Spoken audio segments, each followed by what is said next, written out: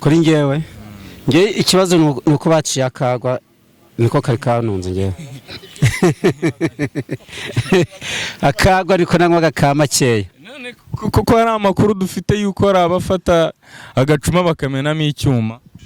Oya, ibi bintu birakwiriye kuko ubusinzi bwari bumaze kuba bwinshi kandi n'inzoga nazo zirimo bazikora nabi, nta buziranenge zari zujuje kuko ntago umukuru w'igihugu yafata icyemezo cyo kuvuga ngo inzoga bazireke kandi zinjizaga, nuko harimo ikibazo ubwo ngubwo.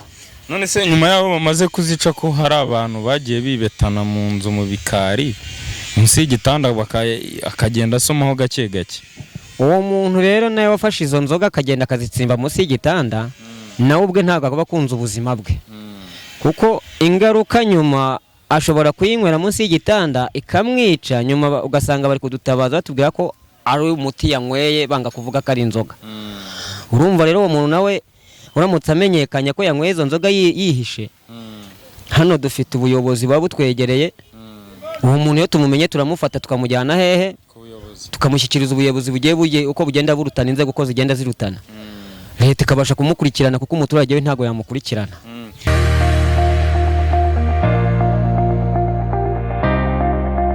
Yes, reka tubifurize kugubwa neza cyane mwese mudukurikiye muri irya no hino hagiye hatandukanye, abadukurikiye muri mu Rwanda, hanze y'u Rwanda ndetse no ku mugabane w'Uburayi. Twizere ko mukomeje kuryoherwa n'ubuzima. Nkuko mubibona hano twageze kuri tere, turi mu karere ka Nyagatare mu murenge wa Rwemasha, turi mu mudugudu wa Nshuri ya mbere, sibyora tujye kuganira n'uyu muvandimwe usanzwe ukora inkweto. Hari byinshi yadufitiye agiye kutubwira kuri uyu munsi wa none, ndagira ngo muze gukurikira ikiganiro neza cyane 5 kuri 5, ubundi tubane neza kugeza ikiganiro kirangiye. Bimeze bite papa wanje? Sawa. Amakuru se ni meza? Meze neza. Turaho nakazuba sanze urimo gukora inkweto. Akazi se bimeze bite, bihagaze bite? Kazi karagenda gake gake. Agafaranga ni gake muri iyi minsi. Usa abakiriya barabonekara bari kugabanyuka, isene zarabuze. Isene zarabuze? Usubona kubura ko amafaranga birimo guterwa n'iki? Yaterwa n'irizuba, ubu nakazi gahari abaturage barashomye. Kubera imvura yanze kugwa vuba ngo kugira babone akazi. Tuzi ko mu gihe cy'izuba imyaka iba yeze amafaranga baharize. Byo kurya byarashize. Ashire kuba n'abanyeshuri. Abanyeshuri barabimaze. Kwa ubu bari gushaka amafaranga yo gusubira ku ishuri, ubu dufite aratugurisha, kora akazi kabuze nyine no gukoresha n'amafaranga yabuze kubera bafunze amatungo. Mbese ubu no gushakisha mu murongo gusa kuba amatungo bafunze. None se nk'ifungwa ry'amatungo cyangwa se nk'ibintu bimwe biba byarafunze, nk'umuntu ukora inkweto bimugiraho izihe ngaruka? None se umuntu yagurishaga iryo tungo akazana inkweto tukamukorera, cyangwa akazi tukamukora karugabire, kubera ko amafaranga ari kuva rero niyo mpamvu n'amafaranga ari kubura. Abakiriya wari usanzwe ubona ku munsi baragabanyutse. Nk'iyo byabaga byagenze neza ku munsi wakoreraga nkangahe? Nk'ibihumbi 2. Ubu ngubu se? Ubu ngubu ni ugushaka nk'agahumbi 500 yo kurya. Mbese uwo mafaranga ntabwo yapangira umushinga. Mbese ntukibona n'ukuntu ujya mu kabari ngo wice n'akanyota? Akabari buse wabona ayo guhahira umwana ukabona nayo kujya mu kabari. Wapi? Ibyuma barabiciye. Wari usanzwe ukinywa hose? Nagashe oya. Ninyweraga agasha n'akagage. None barabiciye nabyo. Ariko ubushera n'ikigage ntabwo babifunze? Barabifunze. Nakago baragafunze. Ka Kinyarwanda wagiraga 200 ukagenda ukanywa kago ka 200. None ubu nako twabona. Habe. Ubu ni ukunywa amazi? Na amazi yonyine n'igikoma, ubu turi kunywa n'igikoma, turi kukirwana n'umugore n'abana. None se ngewe ikibazo nibaza, murabona akazi mukora hano ka buri munsi ni akazi muhora mwakira abakira kuko inkweto zora zicika umunsi ku munsi? Zishobora gucika akabura amafaranga yo kuza kuzidodesha akazibika. Ubwo ngubwo tayari umukiriya ukabura muhombye ugasanga umwana abuze icyo kurya. niba warahahishaga 500 dore ikiro cy'ibijumba ni 400 urumva ko ibintu bigoranye cyane. Hanyuma ubuzima bwa hano nshuri buhagaze bute? Ubuzima hano nshuri dutunzwe no guhaha no guhinga, none kuri iki gihe cy'izuba nta kazi gahari. None ko muturi igishanga ubu ngubu nta mirimo iri mu gishanga ku buryo mwajya gukoreramo amafaranga? Igishanga se niba ikaroba yayikoraga 1000, ikarobwa ni ukuvuga kuvuruga gutera ubu ni 500 600 kubera ko bari mu bushomeri bw'akazi gake. Mbe n'amafaranga bishyuraga umukozi mu gishanga yaragabanyutse. Kuba leta yarakuyeho inzoga zitujuje ubuziranenge duhereye nko ku byuma ndetse n'izindi, ubona byarateje nk'ikihe kibazo? Gusa ku baturage cyane cyane ku bacuruzi barahombye, nese ko wararanguye ibyuma ufite nk'amadepo bakaza bakabitwara kandi warashyuye amafaranga, urumva atari ibihombo. Hanyuma kuri wowe wari usanzwe ufataho ku cyo kunywa? Kuri ngewe ikibazo ni uko baciye akagwa, niko kari kanunze ngewe. Akagwa ariko nanywaga ka makeya.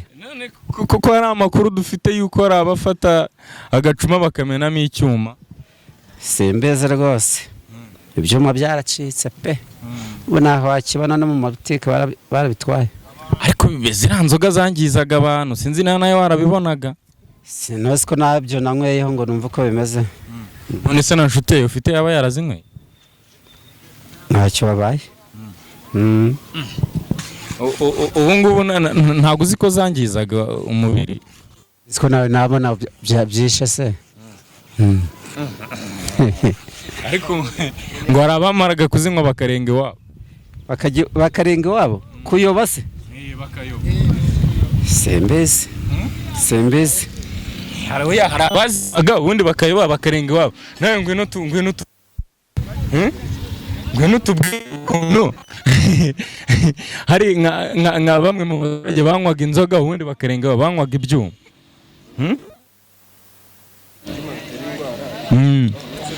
Tunga yegera hino tubwire. Nagari korata chef wanjye. Ubu ngubu se ndabona urimo gukora imikobo. Uwo mukobo umwugurisha ngahe? 200. 200. Kona wenda ugera nko mu cyatanura. 200 yonyine. Wa metero 3. Imikobo yose cyangwa biterwa n'uwo wifuza? Nushaka. Ubu ngubu umaze gukora nka metero zingahe? 8. Ndabona hano na site abakiriya baraboneka. Abanyonzi se urabona badashomye, urabona hari amafaranga bafite. Urabona badaparitse. N'abagenzi se barabuze? Abagenzi barafaranga. Amafaranga yarabuze n'abagenzi banga kugenda. Yanyuma aremera akagera n'amaguru kubera ko nta mafaranga afite. Ni iki mwifuza nka leta ko yabakoraho nk'ubuvugizi? Mwaka gashira akagwa bakareka umuntu arapangisha inzu ashaka gucuruza kugira abone umunyu n'isaba, none inzu barazifunze, urumva barabahute. Uyu mudugudu wanyu mufite umuriro? Umuriro urahari. Ko hari uduce tumwe nabonye dusa nkaho tudafite umuriro muri uyu mudugudu.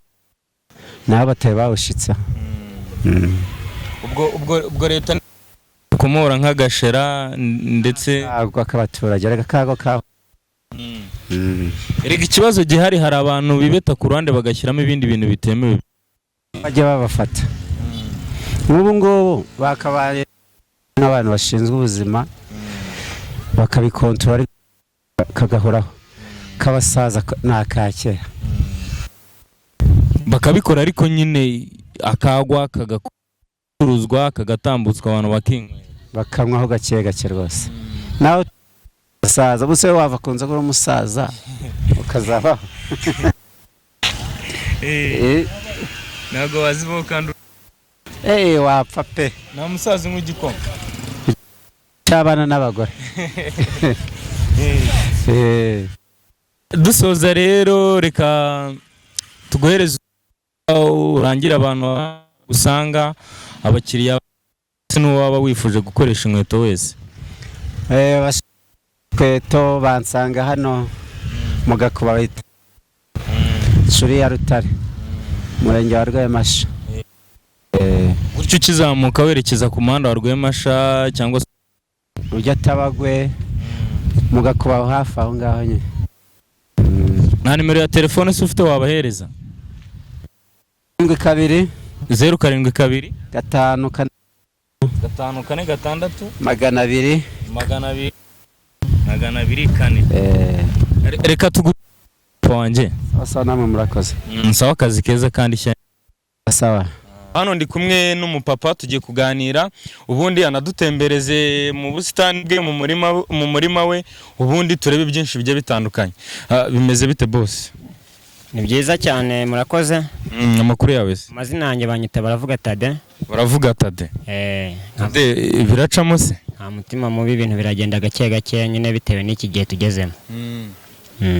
Turi mu karere ka Nyagatare mu murenge wa Rwemasha, turi mu mudugudu wa Nshuri. Niko bimeze. Hanyuma Tade, ubusanzwe ukora iki mu buzima busanzwe? Busanzwe nihangiriye n'akazi ngeze akariko kose ndagakora kubera ko nkoresha amaboko.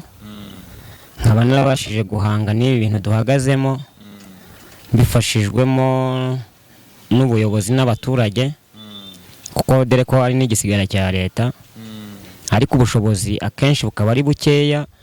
Mbashije mfite ubushobozi nakora ibindi birenze ibyo muri kureba hano.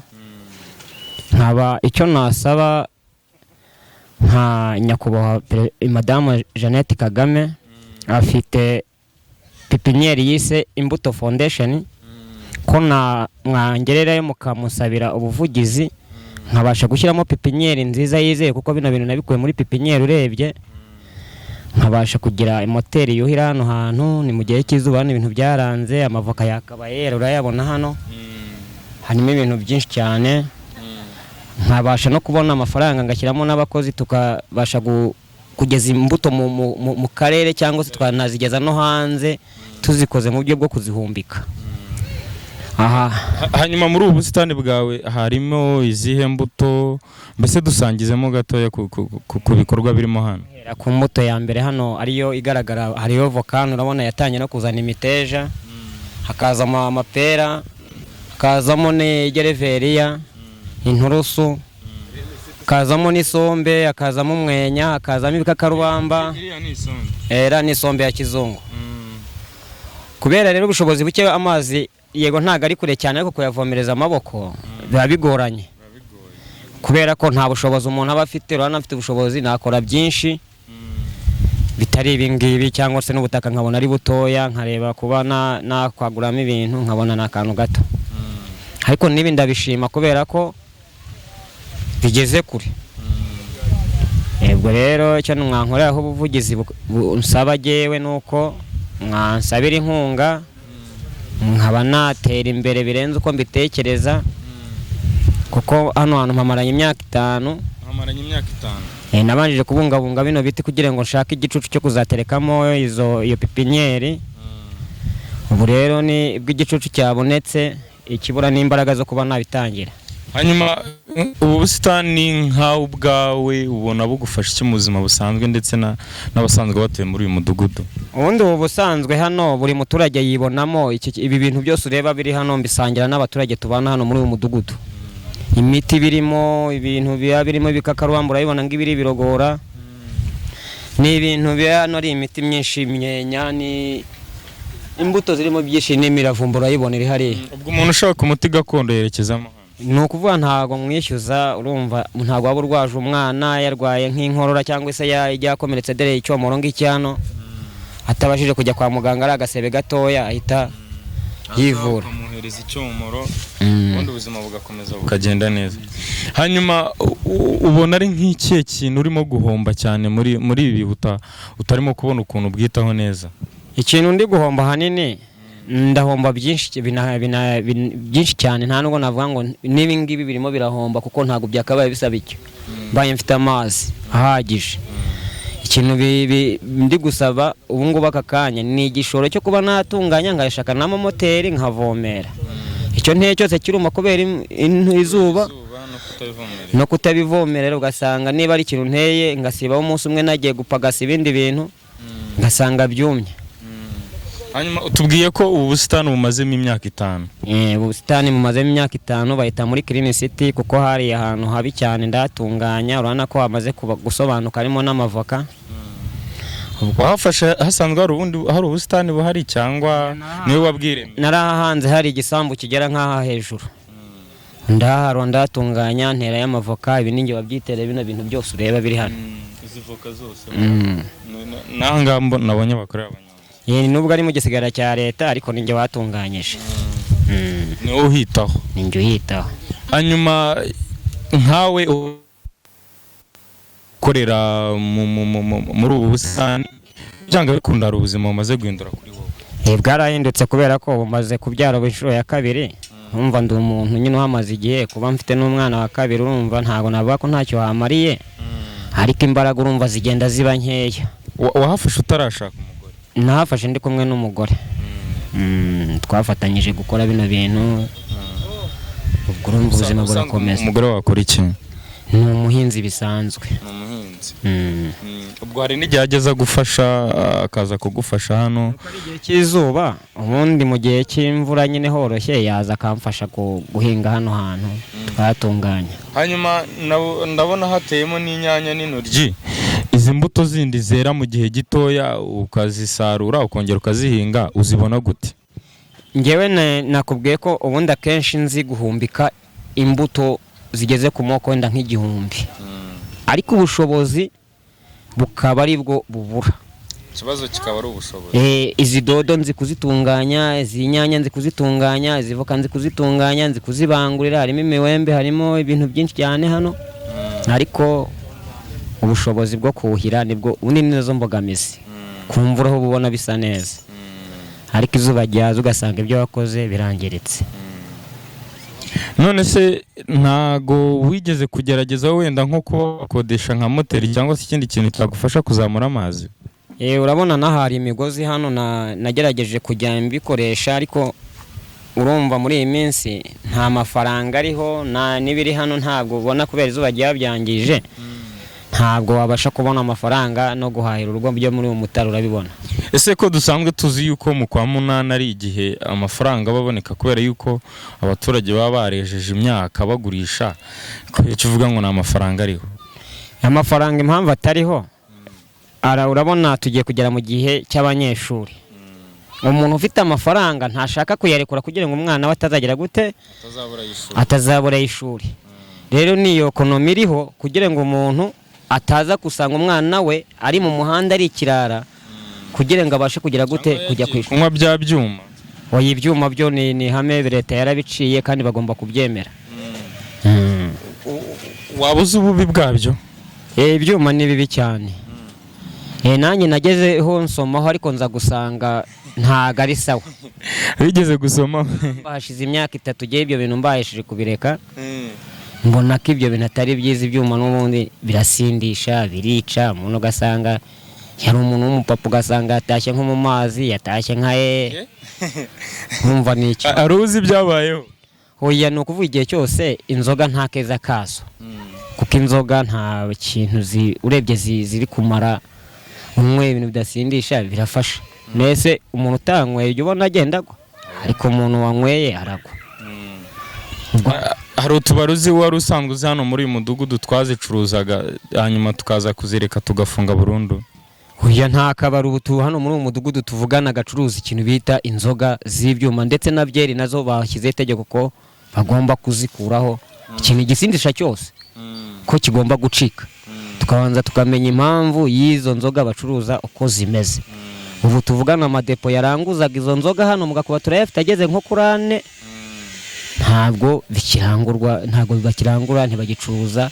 Izo nzoga zagiye hara kuri stade Nyagatare. Ariko se wowe urebye neza ubona bitari bikwira? Oya, ibi bintu birakwiriye kuko ubusinzi bwari bumaze kuba bwinshi, kandi n'inzoga nazo zirimo bazikora nabi.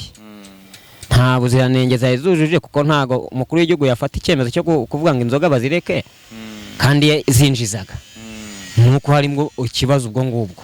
None se nyuma yaho bamaze kuzica ko hari abantu bagiye bibetana mu nzu mu bikari munsi y'igitanda akagenda asomaho gake gake, uwo muntu rero nawe wafashe izo nzoga akagenda akazitsimba munsi y'igitanda, nawe ubwe ntabwo aba akunze ubuzima bwe, kuko ingaruka nyuma ashobora kuyinywera munsi y'igitanda ikamwica, nyuma ugasanga bari kudutabaza batubwira ko ari umuti yanyweye, banga kuvuga ko ari inzoga.